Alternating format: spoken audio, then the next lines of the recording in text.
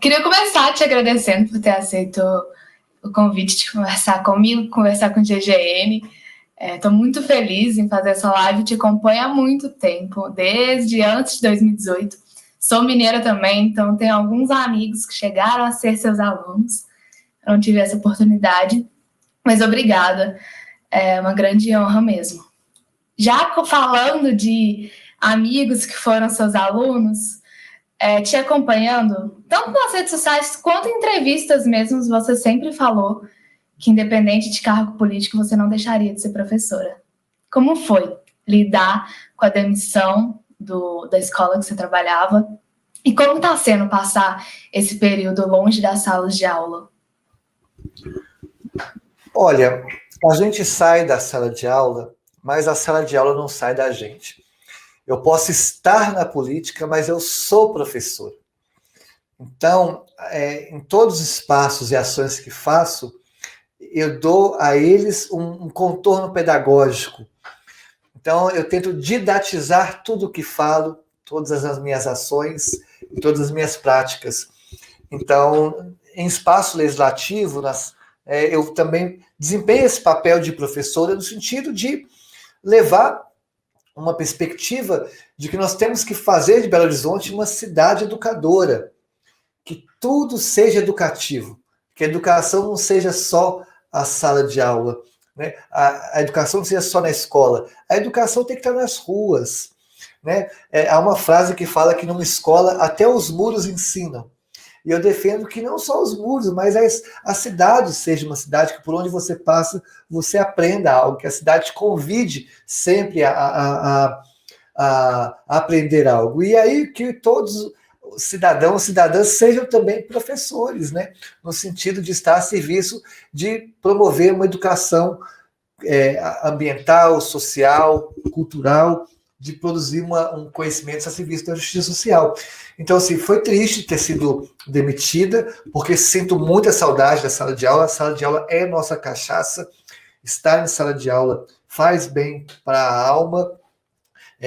Lógico que no contexto de pandemia a gente sofre porque os professores estão trabalhando cada vez mais, tendo que as escolas, sobretudo particulares, obrigando os professores a virarem youtubers, né? Sendo que, na verdade, a gente não aprendeu na graduação essas novas tecnologias e ferramentas. Então, e a gente sente saudade do contato físico com os alunos, porque é isso que nos enriquece. Mas mesmo virtual, a sala de aula ela faz falta para mim. Fiquei triste e pretendo voltar para a aula. Quiserem os escolas, coletivos, projetos sociais que quiserem me chamar, estou à disposição para dar aula. Embora eu descobri como vereador, na condição de vereadora, que o trabalho como vereadora é mais puxado do que eu imaginava. Eu estou desde 8 horas da manhã fazendo live, participando, debatendo. Então é muito tempo que é puxado, sabe? Mas tenho muita saudade da sala de aula. E, Duda, você mesmo comentou aí dessa educação online, né? Os professores estão, igual a gente está agora, só na telinha. Você, sendo professora, como você analisa os impactos da pandemia na educação no Brasil? Dá para a gente mensurar esses impactos? Então, é impossível mensurar os impactos da educação, porque a gente vai conseguir, de fato, ter uma análise mais substancial daqui a 4, 5 anos, em que nós vamos ver o desdobramento psicopedagógico da pandemia, psicoemocional e pedagógico da pandemia, nos alunos, sobretudo os mais novos. A gente entende que o ensino médio é possível já se adaptar à tecnologia, mas mesmo assim, a aula virtual não substitui a aula presencial. A aula virtual é uma tecnologia que tem que estar a serviço para complementar as aulas presenciais. Então, isso no processo de formação de um aluno cidadão. E agora, nas crianças, é imensurável, sobretudo as crianças dos anos iniciais.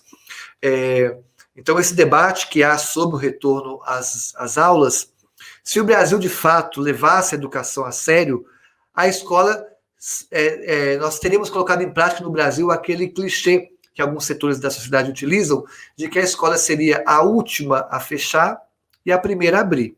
Mas para a escola ser a última a fechar e a primeira a abrir, nós teríamos que, desde o início, ter colocado os professores no grupo prioritário de vacinação, né? Então, quando se diz que educação é prioridade, tem que ser prioridade não só no contexto de pandemia, mas se nós defendemos a educação como prioridade no orçamento público, prioridade na valorização das carreiras, prioridade nos salários, prioridade na valorização dos servidores das escolas particulares e públicas.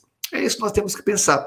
E então, como o Brasil ficou com um período muito longo das escolas fechadas, vai ser muito difícil mensurar isso, levando em consideração que nós temos desigualdades regionais absurdas e essas desigualdades também raciais e de gênero, porque a evasão escolar é absurda. Se antes da pandemia, se antes da pandemia, segundo pesquisa da UFMG, 91% das travestis transexuais não tinham concluído o ensino médio, isso antes da pandemia. 91% das travestis transexuais não tinham concluído o ensino médio, o que mostra que o projeto educacional em curso no Brasil é um projeto que privilegia privilegiados e exclui os excluídos. Porque não existe evasão escolar para travestis transexuais, existe expulsão escolar. Porque 91% não concluíram o ensino médio. Isso antes da pandemia. Agora eu pergunto como vai estar durante a pandemia. Processo de evasão escolar absurdo. E como é que essas pessoas vão retornar à escola, né? Então, é imensurável, não dá para a gente traduzir. Você, estando no meio político, sendo uma figura pública, está sendo mais difícil voltar para a sala de aula? Você sentiu esse impacto quando assumiu o cargo? Nós temos que lembrar que em 2018 eu me tornei a primeira mulher transexual da América Latina a disputar o cargo de senadora da República, terminando as eleições com 351 mil votos, fato que me colocou como a quarta mulher mais votada da história das eleições em Minas Gerais. Então, na época, eu já tinha assumido essa imagem de figura pública, o que dificultou, né, após a candidatura em 2018, a minha participação em sala de aula, devido ao cenário que nós passamos de patrulhamento ideológico. E há um patrulhamento ideológico que é uma das consequências da chamada escola sem partido. E não falamos aqui escola sem partido enquanto projeto legislativo, mas sim como escola sem partido como um projeto de criminalização dos professores, como um projeto moralista, antidemocrático, que quer censurar alguns debates em sala de aula e reduzir o papel da escola e a função da escola de combater as desigualdades sociais, a função da escola de formação cidadã política dos alunos. E quando fala político, é no sentido de produção de uma visão crítica dos alunos. A escola não deve ser e nunca será um espaço puramente de transmissão de informação. Informação nós temos no Google, informação nós temos no Winchester do computador, informação nós temos no Drive. A escola não tem que ser um espaço de informação, a escola tem que ser um espaço de formação. E formação pressupõe uma visão crítica dos sujeitos. E aí, no contexto que nós vivemos, como desdobramento da escola sem partido, há um processo de esvaziamento dessas dimensões que eu acho importante e um patrulhamento ideológico muito grande. Então, a minha aula, que foi uma aula sempre muito politizada, porque eu reconheço que eu fui formada como professora para tal, e a literatura é uma ferramenta extremamente política, a literatura sempre foi politizada, a literatura nunca se descolou da dimensão política, mesmo quando peguemos textos como de Clarice Lispector, que mergulham na dimensão existencial dos personagens, esse mergulho, ele possui também uma conexão com a dimensão política, quando reflete sobre as desigualdades de gênero que há no país e no mundo. Então, a literatura é política, então não tinha como fugir disso. E aí tinha uma perseguição muito grande. E essa perseguição se ampliou quando eu me candidatei ao Senado, igual eu falei, quando a família Bolsonaro, na época, faz uma publicação contra a minha pessoa e meu Instagram foi bombardeado por mensagens de ódio. E aí pais foram à escola pedindo minha demissão, queriam organizar manifestações em frente à escola pedindo minha demissão. Setores odiosos bolsonaristas começaram a avaliar negativamente a página da escola que eu trabalho e mandar e-mails para essa escola exigindo minha demissão. E só por eu ser uma mulher transexual, já que a minha transição de gênero ocorreu naquele ano. E isso aconteceu em 2018, em 2020 se reedita de uma forma pior. Eu ganho as eleições e após ganhar as eleições eu recebo uma ameaça de morte do maior grupo de ódio da internet, grupo do qual surgiram aqueles terroristas que cometeram um massacre na escola de Suzano, matando pedagogas e alunos. E esse e-mail foi encaminhado para mim e para a escola em que trabalhava, dizendo que iriam transformar essa escola num mar de sangue. Era uma tentativa de forçar a escola a me demitir. Né? Era um recado claro de um processo, da continuação do que aconteceu em 2018. 2018 avaliaram negativamente a página do Facebook, mandaram e-mails e fizeram manifestações na porta da escola. Em 2020 me ameaçam de morte. É um objetivo de que nós, travestistas sexuais, não estejamos no espaço escolar, seja como alunas, seja como professoras, seja como tema, tal qual o projeto legislativo Escola Sem Partido criminaliza o debate da transexualidade em sala de aula também. E esse projeto está endossando, né, um modelo de sociedade que quer que as pessoas travestis transexuais ocupem exclusivamente as esquinas de madrugada, já que, infelizmente, 90% das travestis transexuais do país estão na prostituição, porque são expulsas de todos os espaços da sociedade. Duda, em 2020, a gente viu em BH, na verdade, um reflexo do que acontece no Brasil mesmo, que você foi a vereadora mais votada da história da cidade, e em segundo lugar, o candidato mais votado da cidade no ano passado é um apoiador do presidente, de um partido de direita.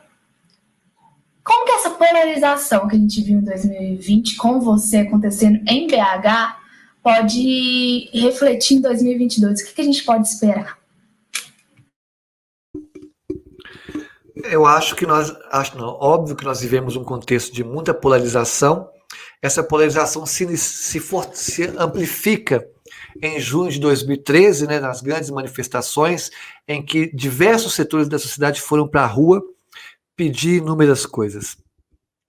E aí, a partir de 2013, o mundo começou a se polarizar, o Brasil começou a se polarizar cada vez mais, e isso trouxe impactos econômicos, impactos sociais e impactos democráticos, porque a democracia do Brasil também começou a se colocar em crise, em risco, quando setores ultra-reacionários que defendem a volta do regime militar, que questionam se houve ditadura ou não, esses grupos começam a ocupar espaços de poder na política, né? Esses grupos saem dos ralos, né, do esgoto da história para o protagonismo da política. Então nós vivemos uma grande polarização. Eu torço para que 2022, ano que vem, que é ano de eleição, nós tenhamos um candidato que unifique o Brasil. Não falo trazer para a pauta política esse esgoto da história do fascismo ou de perspectivas autocráticas. Eu me refiro a um governo que de fato una o povo, porque o povo não é fascista, em sua maioria no Brasil. Então nós precisamos de um candidato, na minha opinião, que tenha esse poder de unir o país. Eu acho que a polarização, se ela se mantiver, vai continuar ruim para quem ganhar. Para quem ganhar. O Brasil está um barril de pólvora, a América Latina está um barril de pólvora, e nós temos que tomar muito cuidado para que governos autocráticos não se apropriem desse cenário para dar golpes. Então, eu torço para que tenha um candidato dessa ordem. Duda, a Sol não nasceu na pandemia, né? Vocês não viveram a gravidez aí na pandemia. Mas 8 meses depois veio a pandemia, então a primeira infância da Sol está sendo dentro de casa, em quarentena, isolamento social. Você, vereadora, professora, militante e mãe, como que está sendo a maternidade na pandemia? Então, é importante reforçar que a Sol tem 2 mães, registradas por 2 mães, e até onde eu sei, eu fui a primeira mulher transexual do país a efetivar a licença maternidade por 120 dias pelo INSS. Então não foi uma concessão, foi uma conquista pelo INSS, 120 dias. Eu fiquei aqui os 4 meses vivendo profundamente a maternidade. Eu digo sempre, aprendi na minha formação política e nos livros de história que a revolução, estudei várias revoluções, né? Revolução cubana, Revolução Russa, Revolução Inglesa, dentre outras revoluções. Mas nenhuma revolução, essas revoluções, melhor dizendo, são revoluções econômicas. Agora, a revolução existencial, de fato, a revolução humana, de fato, é a maternidade. Eu entendo que algumas pessoas, é legítimo o sentimento de algumas pessoas não quererem a maternidade para si, é legítimo, mas a experiência por qual eu passei foi uma revolução na minha vida, e esse discurso eu consigo perceber em várias outras mães. Não estou aqui romantizando a maternidade, que carrega inúmeras dificuldades, sobretudo num cenário de pandemia, principalmente para as mulheres, e aí me refiro à maternidade, e que na pandemia nós temos hoje o número de mulheres no mercado de trabalho é o menor nos últimos 30 anos, que mostra como que a pandemia ela causa impactos desiguais no que se refere a gênero, raça e sexualidade no Brasil, né? E a Sol, quando nasceu, não estava no contexto pandêmico, mas ela também estava, os 8 primeiros meses eram meses que ela ainda não interpretava o mundo em sua complexidade, né? Aí na pandemia nós ficamos 6 meses, os 6 primeiros meses de pandemia, completamente isolamento social. Os 6 primeiros meses nós não saímos de casa para absolutamente nada. Os 6 primeiros meses nós nem na padaria íamos. Foi um total isolamento social. Mas depois começamos a sair no sentido de ir dar a volta no quarteirão, ir a praças abertas, né? Sempre com máscaras KN95, e que nós tivemos o privilégio de poder comprar, que são as mais seguras, né? E aí a Sol tá... É difícil a maternidade, porque a gente não pode vivenciar... Sabe que a Sol não está vivenciando a primeira infância dela como poderia viver. E isso sofre todas as crianças, né? Com a idade da Sol, e sobretudo mais velhas do que a Sol.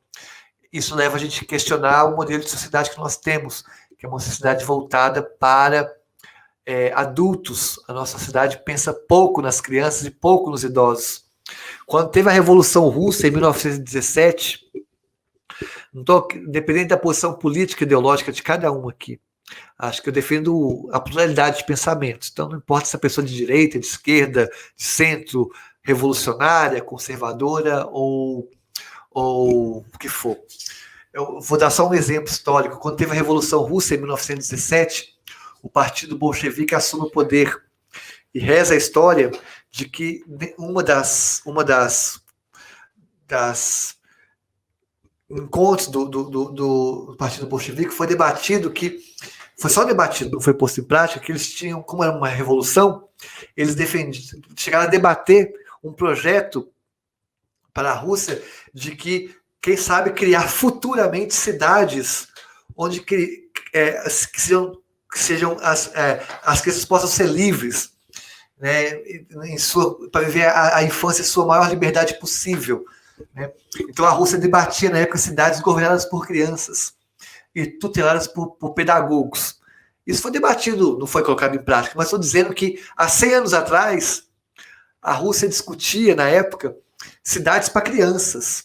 E é isso nós temos que voltar a debater também, que a pandemia acho que escancarou como que as crianças são quem mais está sofrendo com a pandemia. Nós temos que, pós-pandemia, nesse novo normal, pensar uma cidade, uma sociedade mais para as crianças, porque nós estamos em dívidas com elas. E Duda, não só as crianças, a gente vê aí também que a pandemia está sendo forte para vários outros grupos, por exemplo, a gente teve um aumento drástico aí no feminicídio. Você que está mais em contato com a comunidade trans, tem projeto voltado, é uma mulher trans, como a gente pode ver os impactos da pandemia nas mulheres trans? Dá para a gente entender já quais são esses impactos? Olha, dá, assim, houve um aumento da violência contra as pessoas transexuais, o número de homicídios no ano passado contra pessoas transexuais aumentou, e o número de suicídios também aumentou. Mas aí, fazendo um paralelo, que o que a sociedade hoje está passando, de modo geral, em relação à pandemia, nós, pessoas travestis e transexuais, já experimentávamos, de certa forma. Então, o isolamento social que vocês passam hoje, nós já vivíamos o isolamento social. Nem direito ao sol é dado uma pessoa transexual, porque dificilmente nos encontravam de manhã comprando pão na padaria. Só era dado às transexuais à esquina de madrugada. Então, esse isolamento social, porque vocês passavam, nós já passávamos antes. Essa ideia de saudade da família, nós pessoas transexuais já passávamos, porque a violência contra transexuais começa na família. Vamos lembrar que 6% das travestis transexuais de Belo Horizonte, segundo a UFMG, foram expulsas de casa com menos de 13 anos de idade. Esse medo de sair na rua e morrer já é das pessoas transexuais, já que o Brasil é o país que mais mata pessoas transexuais do planeta, e as mortes, em sua maioria, ocorrem em espaços públicos, com uma violência exagerada, já que 80% das transexuais assassinadas no Brasil, os assassinatos ocorreram com a violência exagerada, paus enfiados no ânus, corpos esquartejados e o corpo deixado em espaço público. Então, esse medo de sair na rua e não voltar, né, já era das pessoas transexuais. Então, nós já estávamos acostumados a esse uso de álcool em gel e medidas de asepsia, nós já usávamos, porque 90% das transexuais na prostituição. Então, assim, já era uma realidade com a qual nós estávamos acostumados. A diferença para nós é econômica, porque com a crise econômica, a crise afeta substancialmente as pessoas mais vulneráveis. E o grupo mais vulnerável que há no Brasil, sem a menor sombra de dúvida, são as pessoas transexuais. Existe no Brasil algum grupo que 90% está na prostituição? Existe no Brasil algum grupo que a expectativa de vida é 35 anos? Existe no Brasil algum grupo que 6% foram expulsos de casa com menos de 13 anos de idade? Não existe. Então nós somos o grupo mais vulnerável que é no Brasil. E o impacto da economia na população trans é muito maior. Então, o que nós sentimos é duas coisas. O impacto econômico, que traz consigo um aumento da violência urbana. Por isso que, ano passado, o número de pessoas transexuais assassinadas eram maiores. E teve também um aumento, né, ao extermínio, suicídio, porque a pandemia traz impactos na saúde mental. E eu pergunto como que era a saúde mental de um grupo, né, das pessoas transexuais antes da pandemia. A nossa saúde mental de um grupo que é expulso de casa, novo, que é lido socialmente como sujeira social, que nem direito a banheiro tem, porque o STF está há 6 anos discutindo qual banheiro nós vamos usar. Então, a saúde mental sempre foi abalada. E imagine isso no cenário pandêmico, né? Duda, a gente ainda vê muitos ataques transfóbicos, todo dia.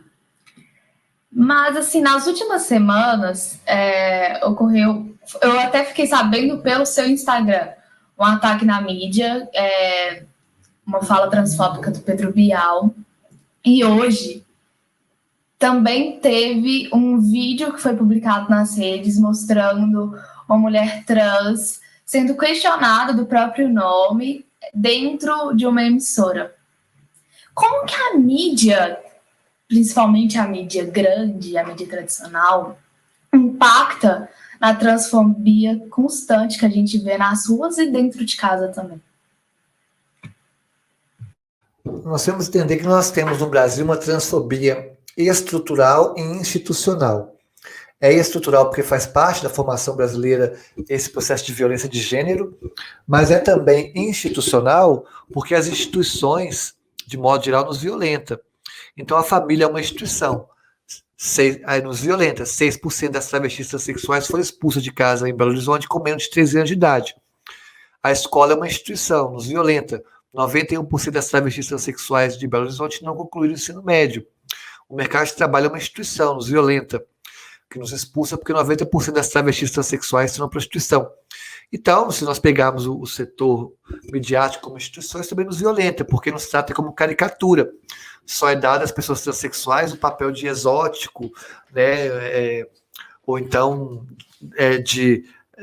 ao caricata, né?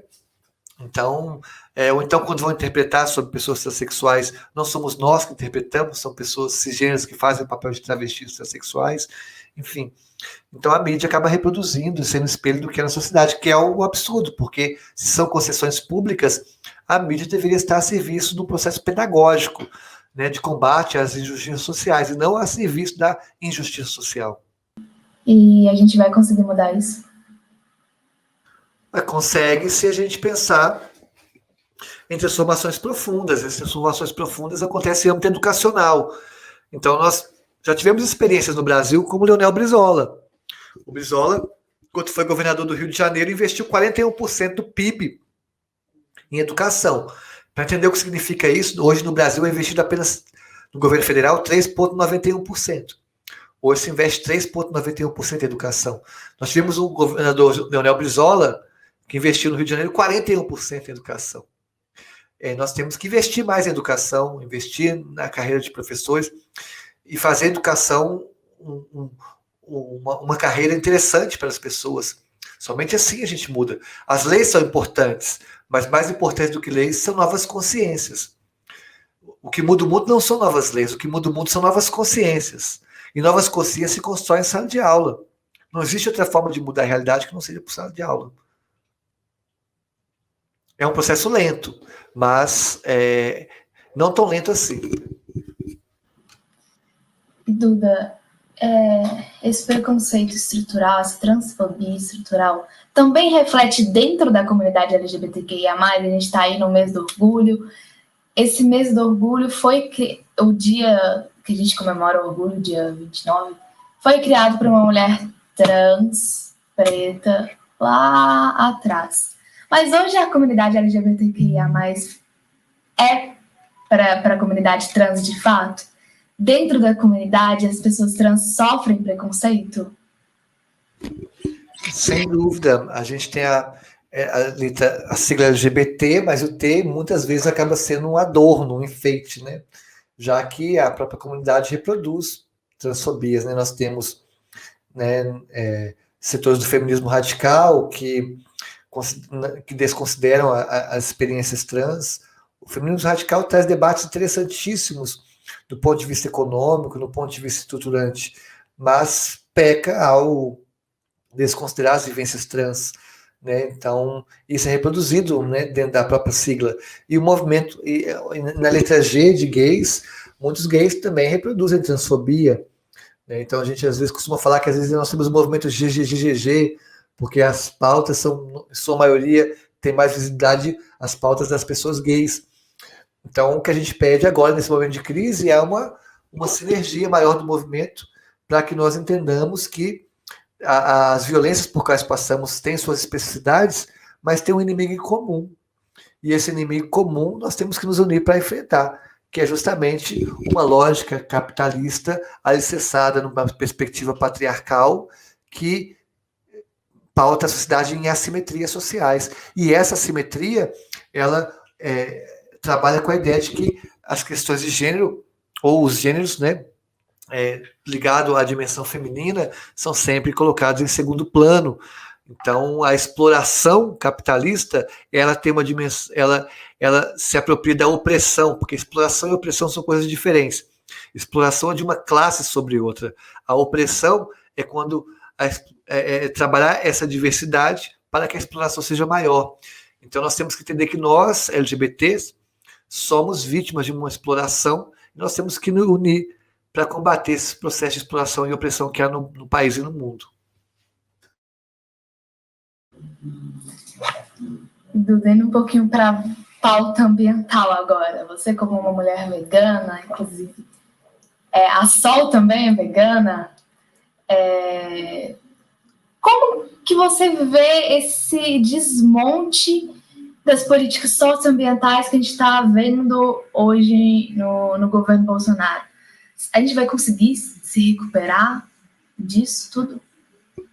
A gente não pode perder as esperanças. O que eles querem é que nós percamos as esperanças. Nós temos que saber que nós vivemos a maior crise do capitalismo. E num contexto de crise, o capitalismo quer nos reduzir a coisa, máquina e objeto. Coisa, máquina e objeto só trabalha, só produz. Coisa, máquina e objeto não tem esperança, não tem fé, não tem utopia e grandes sonhos. O que eles querem é que nós percamos a fé. Basta ver essas igrejas que se transformam em grandes supermercados da fé. Que de fé não tem nada ali, tem só vendas, né? Quer dizer, eles querem que nós percamos a fé, querem que nós percamos as esperanças, as utopias, os sonhos, né? Então nós não podemos perder isso, porque é isso que nos humaniza, é isso que nos difere das máquinas.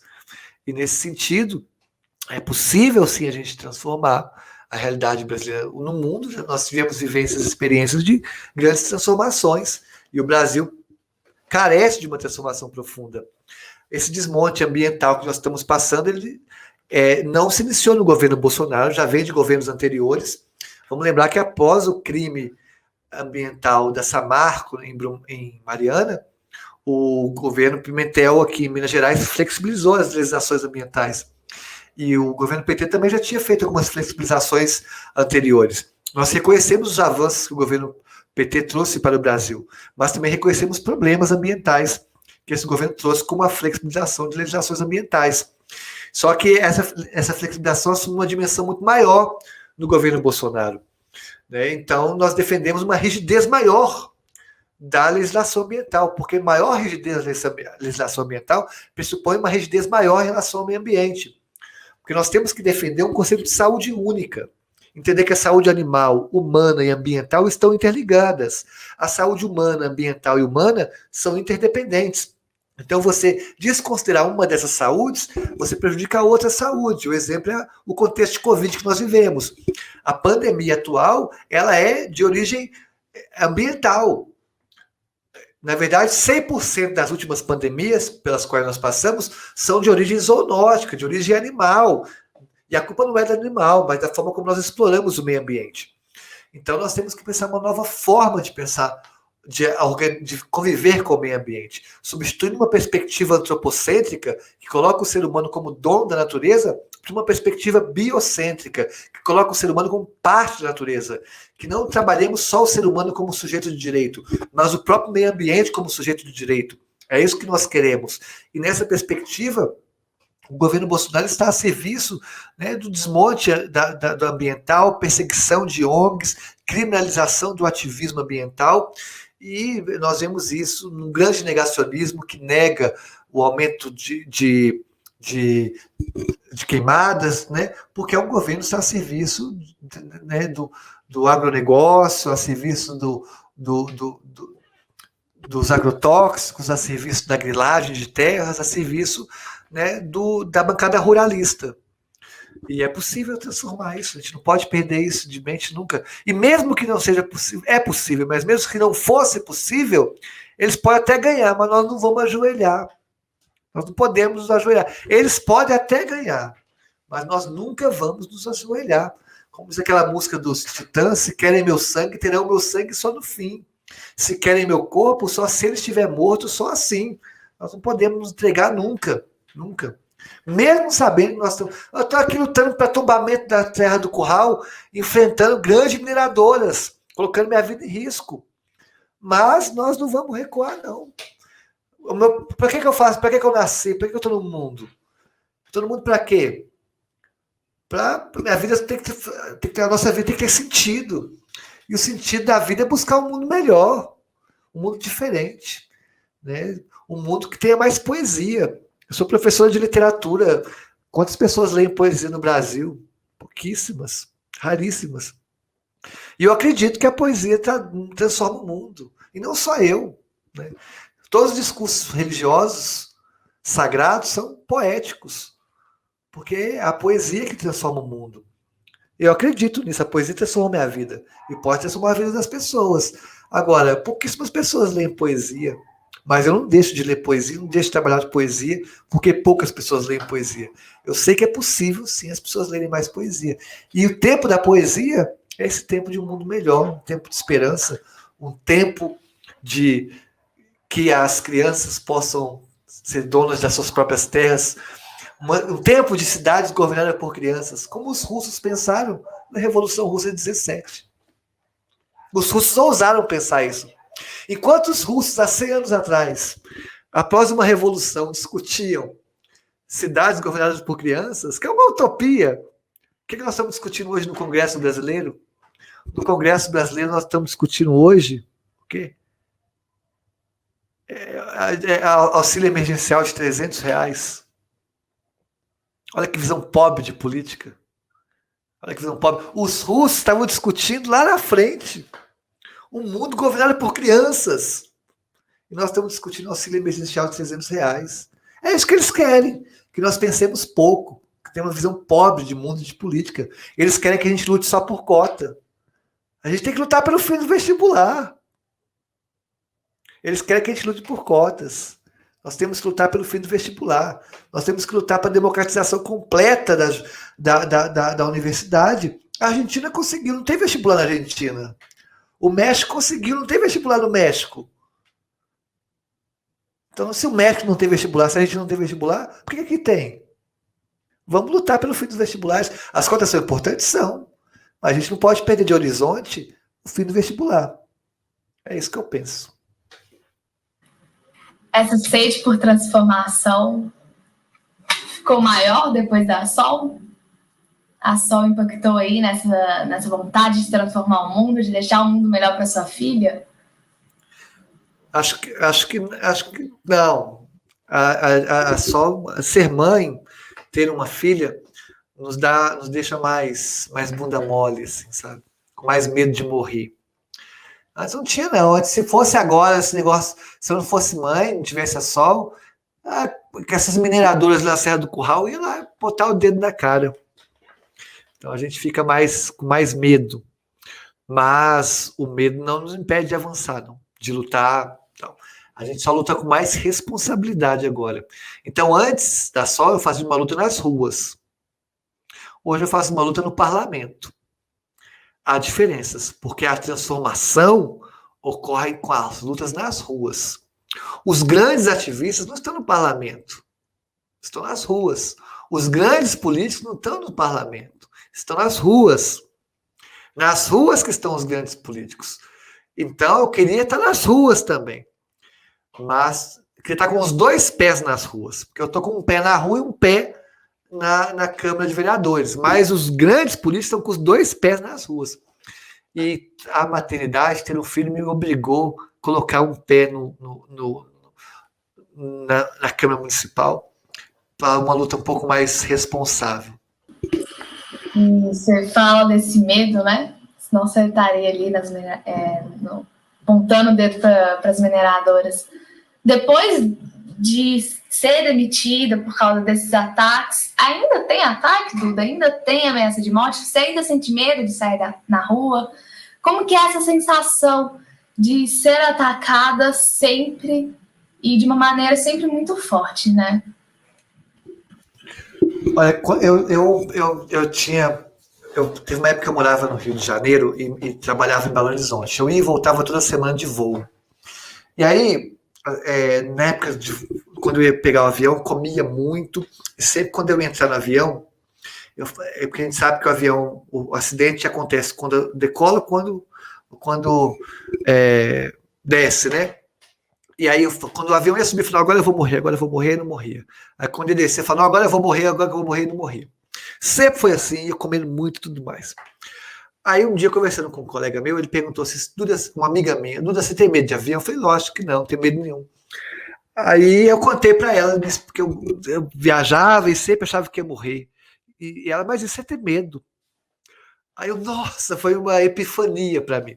Epifania é quando você tem uma revelação profunda sobre coisas suas. E aí eu descobri que eu tinha medo de avião. Eu falei, nossa, eu tenho medo de avião. Então eu descobri que eu tenho pavor de avião. Pavor, porque eu sempre acho que vou morrer. E ela disse, Duda, isso não é normal. As pessoas que não têm medo não acham que vão morrer. Então eu vi que eu tenho muito medo de avião. Embora eu trabalhei 3 anos indo e voltando toda semana de avião. E aí eu descobri que eu também tenho medo quando saio da rua, porque após as ameaças de morte, quando para um carro na porta de minha casa, ou então quando eu estou de madrugada e eu acho um carro na porta de minha casa, eu acho que vão meter bala. Ou então hoje, quando eu vou ao banheiro, eu fui ao banheiro da Câmara dos Vereadores, tem um espelho e eu olho um vidro que eu vejo pessoas da rua e eu olho, nossa, será que alguém está mirando para mim? Então eu descobri que isso é estar com medo. Então tenho medo, muito medo, né, eu não era assim antes de receber as ameaças de morte. Antes de receber ameaças de morte, quando eu ia no banheiro, não olhava para ver se alguém mirando uma arma para mim. Então, tenho medo, sim. Eu sei o que aconteceu com Marielle Franco, né? Marielle era minha companheira de partido, né? E você se arrepende de ter se tornado uma pessoa pública, de ter se candidatado em 2018, 2020? Faria diferente alguma coisa? Não, para nós, pessoas travestis e transexuais, a política não é opção, ela é destino, ela é sina. Os nossos corpos já são políticos porque eles tensionam um binarismo que há na sociedade, tensionam uma lógica cis heteronormativa. Então, a gente é política por natureza. Então, não me arrependo. Eu tenho que usar os privilégios que tive para buscar políticas públicas para as pessoas trans, LGBT, que não tiveram os privilégios que tive. Então, estar na política é uma forma também de usar todos os privilégios para compartilhar na busca de ações que mitiguem ou melhorem a condição de vida das pessoas, sabe? Não arrependo, não. E, Duda, como que está seu projeto agora com pessoas trans na pandemia? Como que está sendo? Porque antes era muito físico, né? Eu ia reunia para aula e tudo mais. Você teve dificuldade na pandemia de manter o projeto? Como que ele está se mantendo agora?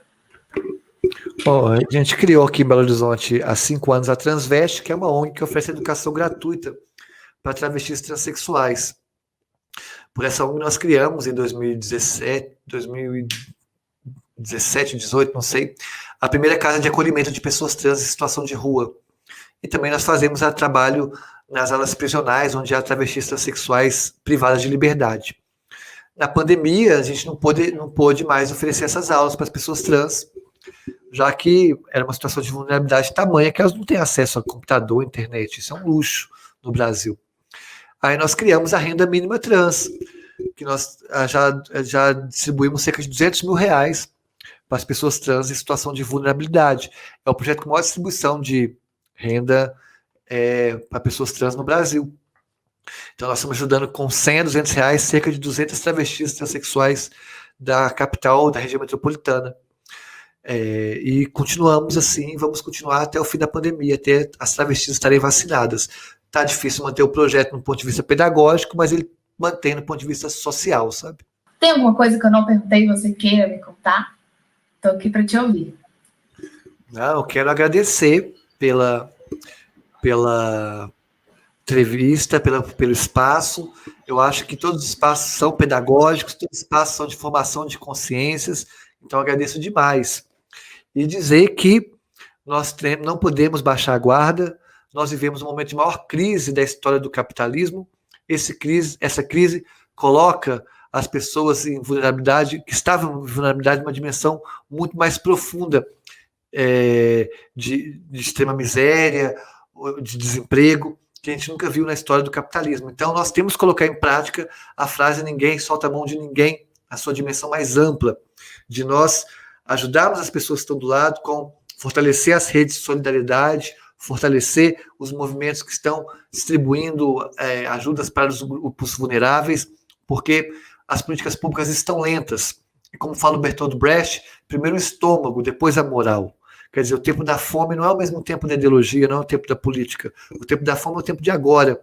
Então nós temos que ajudar as pessoas. E aí, na ajuda, olhar e refletir para quantas pessoas trans e travestis nós estamos ajudando. Eu acho que esse é o papel. A sociedade naturalizou encontrar travestis transexuais nas esquinas de madrugada. Nós não podemos entender isso como natural, como normal. As pessoas travestis transexuais têm que estar em todos os espaços. Isso significa discutir um projeto de sociedade mais democrático, mais plural e mais aberto, né, aos direitos humanos. Obrigado demais, viu?